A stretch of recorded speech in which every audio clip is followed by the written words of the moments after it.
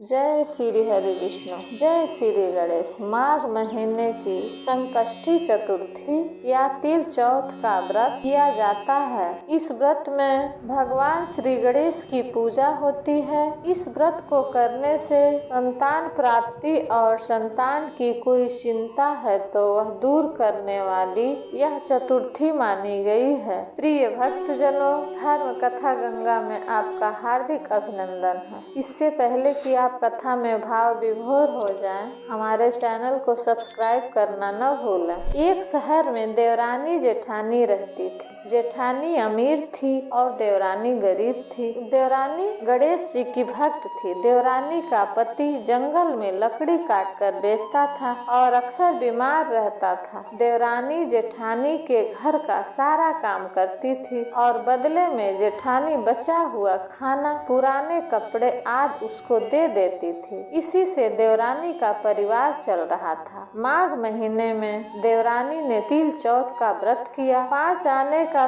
तिल और गुड़ लाकर तिलकुट्टा बनाया। पूजा करके तिल चौथ की कथा कहानी सुनी और तिलकुट्टा छीके में रख दिया और सोचा कि चांद उगने पर पहले तिलकुट्टा और उसके बाद ही कुछ खाएंगे। कथा सुनकर वह जेठानी के यहाँ चली गई। खाना बनाकर जेठानी के बच्चों से खाना खाने को कहा तो बच्चे बोले, माँ ने व्रत किया है और माँ भूखी है। जब माँ खाना खाएगी हम भी तभी खाएंगे। जेठ जी को खाना खाने को कहा तो जेठ जी बोले, मैं अकेला नहीं खाऊंगा। जब चांद निकलेगा तब सब खाएंगे, तभी मैं खाऊंगा। जेठानी ने उसे कहा कि आज तो किसी ने भी अभी तक खाना नहीं खाया, तुम्हें कैसे दे दूं? तुम सुबह सवेरे ही बचा हुआ खाना ले जाना। देवरानी के घर पर पति बच्चे सब आस लगाए बैठे थे कि आज तो त्योहार है, इसलिए कुछ पकवान आदि खाने को मिलेगा। परंतु जब बच्चों को पता चला कि आज तो रोटी भी नहीं मिलेगी तो बच्चे रोने लगे। उसके पति को भी बहुत गुस्सा आया। कहने लगा, सारा दिन काम करके भी 2 रोटी नहीं ला सकती तो काम क्यों करती हो? पति ने गुस्से में आकर पत्नी को कपड़े धोने से मारा। धोना हाथ से छूट गया तो कांटे से मारा। वह बेचारी गणेश जी को याद करती हुई रोते रोते पानी पीकर सो गई। उस दिन गणेश जी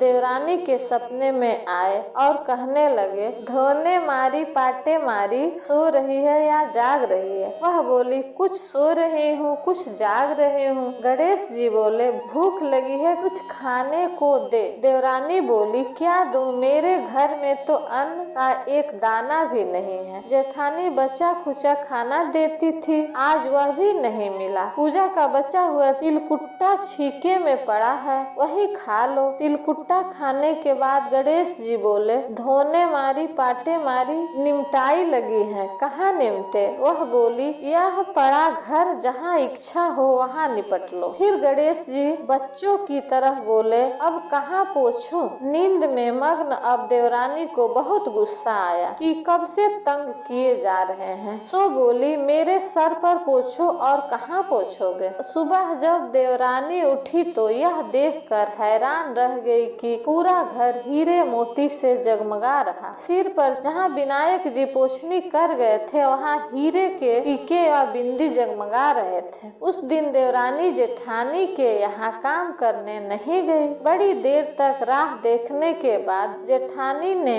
बच्चों को देवरानी को बुलाने भेजा। जेठानी ने सोचा कल खाना नहीं दिया, इसलिए शायद देवरानी बुरा मान गई। बच्चे बुलाने गए और बोले, चाची चलो, माँ ने बुलाया है, सारा काम पड़ा है। देवरानी ने जवाब दिया, अब उसकी जरूरत नहीं है, घर में सब भरपूर है, गणेश जी की आशीष से। बच्चों ने घर पर जाकर माँ को बताया कि चाची का तो पूरा घर हीरे मोती से जगमगा रहा है। जेठानी दौड़ती हुई देवरानी के पास आई और पूछा कि यह सब हुआ कैसे? देवरानी ने उसके साथ जो हुआ वो सब कह डाली। घर लौटकर जेठानी अपने पति से कहा कि आप मुझे धोने और पाटे से मारो। उसका पति बोला कि भली मानस, मैंने कभी तुम पर हाथ भी नहीं उठाया, मैं तुम्हें धोने और पाटे से कैसे मार सकता हूँ। वह नहीं मानी और जिद करने लगी। मजबूरन पति को उसे मारना पड़ा। उसने ढेर सारा घी डालकर चूरमा बनाया और छीके में रख दिया। छीके में रख कर सो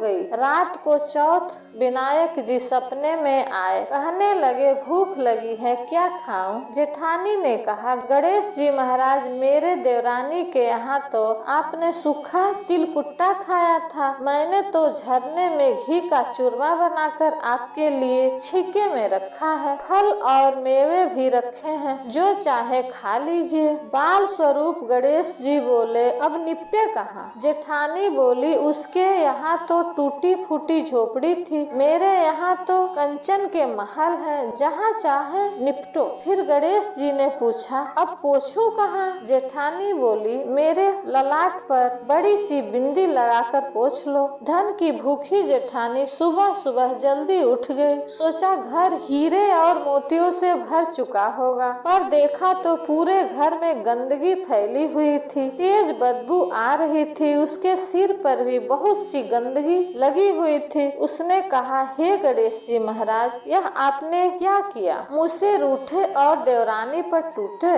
जेठानी ने घर की सफाई करने की बहुत ही कोशिश की, परंतु गंदगी और ज्यादा फैलती गई। जेठानी के पति को मालूम चला तो वह भी बहुत गुस्सा हुआ और बोला, तेरे पास इतना सब कुछ था, फिर भी तेरा मन नहीं भरा। परेशान होकर चौथ के गणेश जी से मदद की विनती करने लगी। गणेश जी ने कहा, देवरानी से जलन के कारण तूने जो किया, यह उसी का फल है। अब तू अपने धन में से आधा उसे दे देगी, तभी यह सब साफ होगा। उसने आधा धन बांट दिया, किंतु मोहरे की एक हांडी चूल्हे के नीचे गाड़ रखी थी। उसने सोचा किसी को पता नहीं चलेगा और उसने उस धन को नहीं बांटा। उसने कहा, हे श्री गणेश जी, अब तो अपना यह बिखराव समेटो। वे बोले, पहले चूल्हे के नीचे गाड़ी हुई मोहरे की हांडी सहित ताक में रखी 2 सुई के भी 2 हिस्से कर। इस प्रकार श्री गणेश ने बाल स्वरूप में आकर सुई जैसी छोटी चीज का भी बंटवारा किया और अपनी माया समेटी। हे गणेश जी महाराज, जैसी आपने देवरानी पर कृपा की है, वैसी सब पर करना। कहानी कहने वाले, सुनने वाले या हुंकार भरने वाले सब पर कृपा करना, किंतु जेठानी को जैसी सजा दी वैसी किसी को मत देना। बोलो गणेश जी महाराज